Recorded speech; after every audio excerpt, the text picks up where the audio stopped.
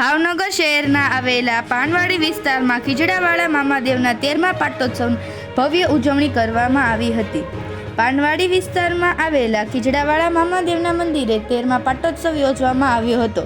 તેમાં સામાજિક આગેવાનો તેમજ ભક્તો દ્વારા મોટી સંખ્યામાં લાભ લેવામાં આવ્યો હતો। તેમજ મહાપ્રસાદનું આયોજન કરવામાં આવ્યું હતું। રામ દરબાર ધ્વજારોહણ કરી ભક્તોએ મહાપ્રસાદનું આયોજન કરવામાં આવ્યું હતું, જેમાં મોટી સંખ્યામાં લોકોએ મહાપ્રસાદ લાભ લીધો હતો।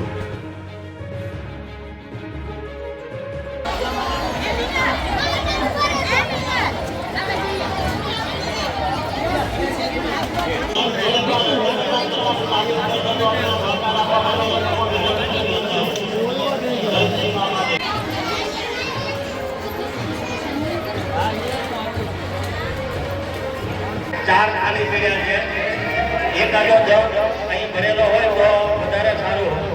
આપણા ભાઈઓના મંદિરની વાત